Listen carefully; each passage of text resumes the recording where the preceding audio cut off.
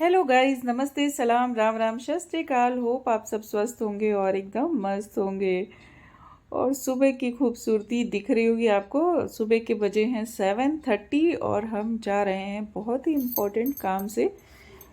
काम तो बहुत इम्पोर्टेंट है, जीवन का हिस्सा है, लेकिन हम वो दिखा नहीं सकते। फिर भी कुछ तो दिखा सकते हैं। ये सुंदर से पेड़ एकदम कितने मस्त लग रहे हैं। ऊपर तो लग रहा है कि बिल्कुल रास्ता खाली है, लेकिन रोड पे सामने बहुत सारा ट्रैफिक भी है। चलिए, दिखा नहीं सकती हूँ बट बता तो सकती हूँ कि मैं जा कहाँ रही हूँ। तो मैं जा रही हूँ बच्चों के स्कूल। पेरेंट्स मीटिंग है, पेरेंट्स टीचर मीटिंग। और बच्चों के बारे में जानना और समझना कि हाँ, एग्ज़ाम्स आने वाले हैं, तो कैसे पढ़ना है, कैसे पढ़ाना है। स्पेशली पढ़ाने के लिए पहले पढ़ना पड़ता है, तो कैसे पढ़ना और पढ़ाना है, तो ये हमारी लाइफ का सबसे ज़्यादा जो इम्पोर्टेंट वाला हिस्सा है ना, वो है। मैं ऐसे ही सोच रही थी। मेरी बातें थोड़ी अलग होती हैं सोच विचार में, लेकिन हाँ, होती हैं। टॉपिक अच्छा होता है। कभी आप भी गौर से सुनिएगा और समझिएगा। पहले ज़माने में ना, एक तो मीटिंग ही नहीं होती थी पेरेंट्स टीचर की। टीचर बच्चा संभाल ले, वो स्कूल गया तो वो टीचर जाने, और घर आया तो वो पेरेंट्स जाने, तो मीटिंग होती नहीं थी।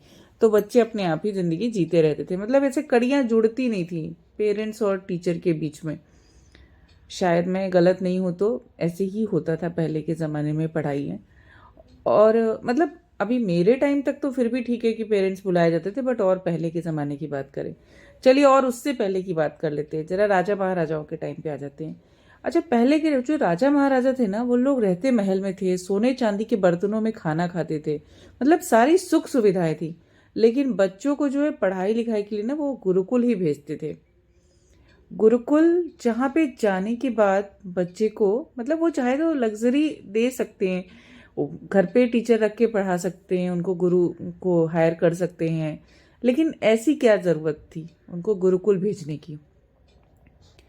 तो जहाँ तक मेरी समझ में ये आता है कि गुरुकुल भेजने के, क्योंकि वो सारी चीज़ें मैं देखती हूँ और कंपेयर करती हूँ, तो बहुत सारी चीज़ें निकल के आती हैं। आजकल शिक्षा का सब कुछ बदल गया है। मतलब जो शिक्षा का स्तर है ना, वो भी बदल गया है। और हमको लगता है ना कि जितना हम एडवांस होते जा रहे हैं, पढ़ाई एडवांस होती जा रही है, ऐसा कुछ नहीं है। बहुत सारी चीज़ों की कमियां हैं जिस पे ध्यान देने की ज़रूरत है। बट जिंदगी भाग रही है तो ये भी भाग रही है। आज ये है, कल वो है, परसों कुछ और होगा। ऐसा चल रहा है जिंदगी में। लेकिन जब हम पहले चले जाएंगे ना गुरुकुल के टाइम पे, तो हम देखते थे जो भी जीवन जीने की कला होती थी ना, हमको गुरुकुल में ही मिलती थी। और अभी भी जो चीज़ें हैं ना, बहुत सारी चीज़ें सीखने की ज़रूरत है। पहले के जो राजा महाराज थे, जो लोग भी थे, वो लोग बच्चों को ना 7 साल की उम्र के बाद गुरुकुल भेज देते थे। और बच्चे जो पढ़ाई लिखाई करके आते थे ना, वो 14-15 साल की उम्र में वापस आते थे। तो अगर सोचा जाए, देखा जाए, तो यही वो उम्र है 7 से 14-15 साल वाली, कि उस टाइम ही बच्चे सब कुछ सीखते हैं, क्योंकि हमारा दिमाग उसी टाइम सारी चीज़ों को देखता, सुनता और समझता है अच्छी तरह से। मतलब जो मोर एक्टिव रहता है ना, वो उसी उम्र में एनर्जी लेवल अलग, हमारी चीज़ों को समझने का और देखने का, सब चीज़ों के लिए अलग अलग चीज़ें हो जाती है। मतलब बातें अलग अलग हो जाती हैं। शब्द शायद मेरे कुछ अलग होंगे, लेकिन मैं जो कहना चाह रही हूँ वो आप लोग समझ सकते हैं। तो बात जो मैं कह रही हूँ वो ये, या जो मैं कहना चाह रही हूँ वो ये, कि जो पहले के राजा महाराजा थे, वो अपने बच्चों को गुरुकुल भेज देते थे। गुरुकुल जाते थे बच्चे, और 7 साल से लेके 16 साल, मान लीजिए 16 साल तक अपनी शिक्षा कंप्लीट करके वो वापस आते थे अपने पेरेंट्स के पास, महल में। तो बच्चे इस पीरियड में सीखते क्या थे? एक्चुअली ये पीरियड में बच्चे जीवन जीने की कला सीखते थे। गुरुकुल में ऐसा तो नहीं कि सिर्फ शिक्षा ही मिलती थी। गुरुकुल में उनको कोई सुविधा नहीं मिलती थी, कोई रिजर्वेशन नहीं था, कोई उनके लिए अलग से हायर क्लास नहीं था। गुरुकुल में सारे बच्चे एक समान रहते थे, एक उम्र के होते थे, एक समान रहते थे। जमीन पे सोना होता था सबको, सब जमीन पे सोते थे। ये नहीं कि मैं राजा का बेटा हूँ तो मेरे लिए पलंग लगाया जाए, ऐसा नहीं था। या मैं राजा का बेटा हूँ तो मैं खाना नहीं बनाऊंगा। उनको सब काम करने होते थे। सुबह ब्रह्म मुहूर्त से उठ के रात के सोने तक के जितने काम होते थे, सुबह से झाड़ू लगाना, गुरुकुल की सफाई करना, पानी भर के लाना, लकड़ियाँ जंगल से लाना, खाना बनाना, सब काम वो लोग एक दूसरे के साथ मिल बांट के करते थे।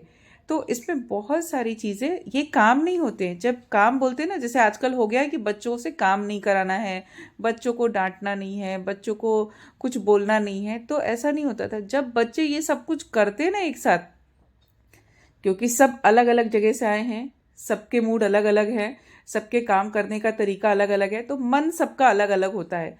तो उस टाइम पे अगर किसी का काम करने का मन नहीं है ना, लेकिन सबको देख के करना है, मतलब कहीं ना कहीं थोड़ी देर के लिए अपने मन को मारना है, खुशी खुशी दिखा के करना है कि हाँ हम ये आपके साथ कर रहे हैं, ना अनुकूल कर ही नहीं सकते हैं। ठीक है, बच्चों को अगर किसी से लड़ाई झगड़ा भी हो जाता था ना, तो उन सब चीज़ों को वहीं पे निपटाना होता था। और उसके साथ ही साथ हर तरह की शिक्षा भी मिलती। जो गुरु पढ़ाते वो भी सबको सुनना है, याद करना है, वहीं पे सुनाना भी है, प्रैक्टिस भी करनी है, और साथ साथ अपने जीवन को भी बैलेंस और एकदम परफेक्ट बना के चलना है, क्योंकि गुरुकुल के नियम आप तोड़ नहीं सकते हो। तो आप हर तरह से ना इमोशनली स्ट्रांग होते थे। आपका माइंड ना सब चीज़ों को, बोलते ना आजकल तो बोलते बच्चा झेल ही नहीं पाएगा, तो आजकल का बच्चा झेल ही नहीं रहा है कुछ। एक्चुअली हम लोग उसको अच्छे से रखते हैं, मतलब अगर इन केस मेरे बच्चों की बात करूँ तो मेरे बच्चों की वही चीज़ है कि उनको आराम से सब कुछ मिल रहा है, घर में अच्छे से रहते हो, खाते पीते हो, सब कुछ बना बुना के मिलता है। तो आप जिस टाइम पे जो फरमाइश करते हो, हाँ कभी कभार होता है कि वो चीज़ें हम नहीं देते हैं, उनकी जिद, मतलब बोलते हैं ना हर जिद पूरी नहीं होती, बट अगर कंपेयर टू दैट टाइम करें तो हम वो सारी चीज़ें अपने बच्चों को इमोशनली नहीं दे रहे हैं। मतलब जरा सा कुछ हुआ नहीं कि बच्चे बस तुरंत ये हो जाते हैं, नहीं ऐसा कैसे हो गया, वैसा कैसे हो गया। लेकिन आप वो समय को सोचो कि जिस समय कि आपका बच्चा घर से दूर है, परिवार से दूर है, कोई फैमिली मेम्बर्स नहीं है, वहाँ पे वो अकेला है। इमोशनली तो वो कितना ये रहेगा ना, अभी छोड़ के जाना पड़े, हम लोग सोचते हैं ऐसा कि ऐसे अगर छोड़ के जाना पड़े, तो इमोशनली वो वहीं से स्ट्रांग होना शुरू होते हैं। मतलब जो बच्चों का बचपन से बेस होता है ना, वो वहीं से होता है। उनको डांट भी खानी है तो कोई हमें सपोर्ट करने वाला नहीं है कि कोई हमें सपोर्ट करेगा, हमें डांट से बचाएगा।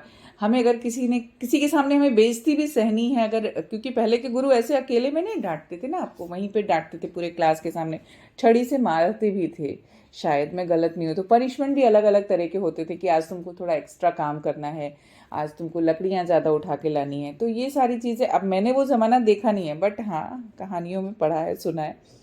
तो ये सब चीज़ें धीरे धीरे ना लाइफ को कहीं ना कहीं बता रही हैं, सिखा रही हैं कि आप एकदम से ऐसे नहीं रह सकते। इसके पीछे का रीज़न क्या है, क्यों भेजते थे वो लोग। मैं तो ये सोचती कि अच्छा अगर वो इतने ज़्यादा पैसे वाले थे तो क्यों भेजते थे अपने बच्चों को अपने से दूर। क्योंकि हम तो शायद जब बच्चे बड़े हो जाते हैं, कुछ हायर स्टडीज़ के लिए जाते हैं, तब भेजते हैं। वो भी गुरुकुल नहीं, बेस्ट स्कूल देखते हैं, बेस्ट ऑप्शन देखते हैं, जहाँ पे उनको सारी सुविधाएं मिल सकें, हम उनसे अच्छे से कनेक्ट हो सकें।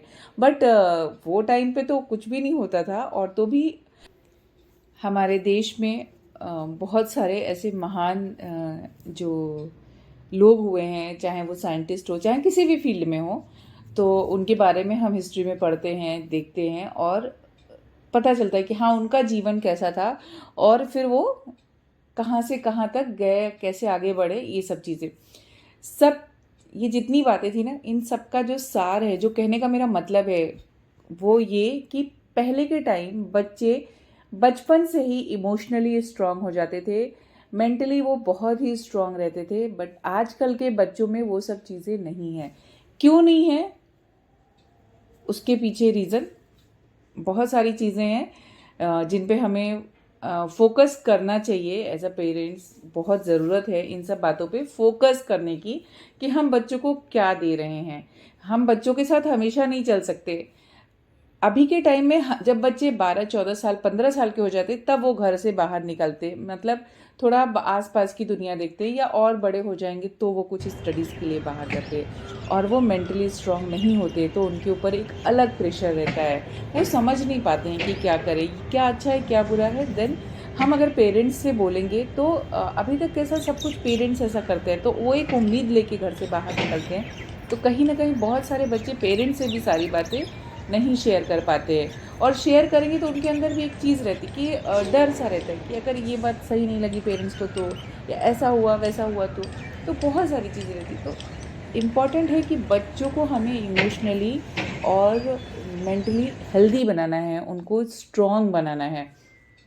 कि जब वो आगे की दुनिया में निकलें तो वो चीज़ों को समझ सके और जान सके। तो एकदम से तो हम नहीं कर सकते, तो बेस उसका बचपन से देना पड़ता है। अब बचपन से आपने बच्चे को डांटा नहीं है, मारा नहीं है, किसी चीज़ के लिए बोला नहीं है, उसने भी जो जिद करी वो पूरी करके दी है, उसको जिद भी नहीं करने दिया है, तो उसके इमोशंस कहाँ से वो होंगे? जब हमने बच्चे को किसी चीज़ के लिए जिद ही नहीं करने दिया तो उसको जिद वाले इमोशंस ही नहीं पता है, उसको लड़ने नहीं दिया है हमने, तो लड़ने वाले इमोशंस भी नहीं है, है ना? उसको किसी चीज़ की कमी नहीं महसूस हुई है तो वो भी इमोशन नहीं कि उसने कभी कमी झेली हो। तो एकदम से क्या होता है, ये सारी चीज़ें बच्चों के ऊपर बहुत ही ज़्यादा इफ़ेक्ट करती है। होप आप लोगों को वीडियो अच्छी लगी हो, और अच्छी लगी हो तो प्लीज़ सजेस्ट मी, और आपके अनुसार क्या होता है, आप क्या सोचते हैं इस बारे में,